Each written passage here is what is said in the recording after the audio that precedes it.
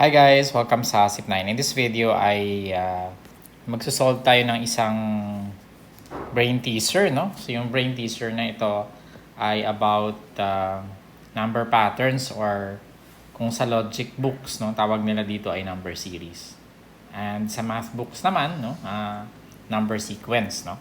So hindi naman siguro importante kung ano tawag, basta masagot na lang natin to. Okay, so bibigyan ko kayo ng time para masagot nyo on your own. Tapos, balik kayo later para tignan natin kung tama yung sagot niya.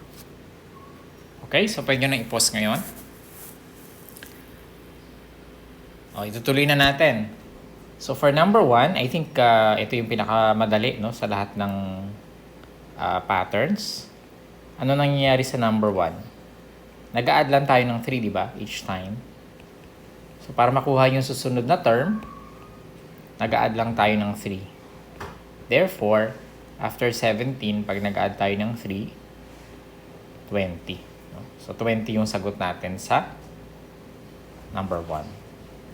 What about sa number 2? Bumababa siya, no?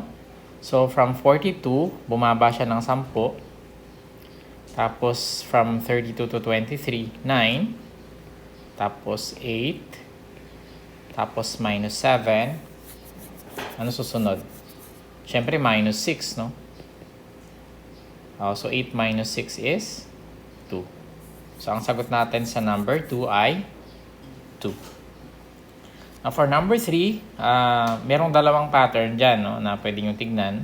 One is multiplication. So, pag nag-multiply tayo, nagka-times 2 siya. Times 2. Times 2. So, 3 times 2 is 6. 6 times 2 is 12. 12 times 2 is 24. 24 times 2 is 48. Ibig sabihin, yung susunod ay 48 times 2, which is equal to 96. Pwede nyo rin tignan to as addition, no? Tignan nyo yung pattern. Magpa-plus 3 tayo dito. And then, plus 6. Plus 12. Plus 24. So, kung napapansin nyo, pwede natin lagyan ng arrow. Plus 3, plus 6, plus 12, plus 24. So, ibig sabihin nyo, nandito ay plus 48. Which again will result in 96. No? So, kahit addition or multiplication, parang yung magiging sagot niya. Okay, what about dito sa number 4? Ano napapansin nyo sa number 4? Sa number 4, nag-alternate yung positive tsaka negative. So, negative, negative dito, tapos negative din dito. Tapos yung in-between ay positive, no? So, positive, positive, positive. So, negative, positive, negative, positive, negative, positive. Ibig sabihin ito ay negative yan, no? And kung mapapansin nyo yung number, negative 3, negative 6, negative 9, ano yung susunod? Negative 12, no? Nag-add tayo ng negative 3 each time. Tapos yung sa positive, ano napapansin nyo? Nag-i-increase tayo ng 4, no? So, plus 4, ibig sabihin yung nandito ay plus 4 din. So, 15 plus 4 is 19. Dalawa yung blanks and ibig sabihin, dalawa rin yung sagot. No? So, ang sagot natin ay negative 12 and 19.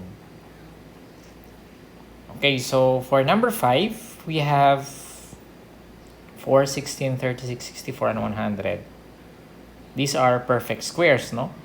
Kung mapapansin nyo, 2 squared, 4 squared, 6 squared, 8 squared, 10 squared. So, even numbers, no? Square ng even numbers. So, ano susunod sa 10? This is 12 squared, which means that this is equal to 144. Again, this can also be answered using addition, no? So, nag-plus 12 tayo dito, di ba?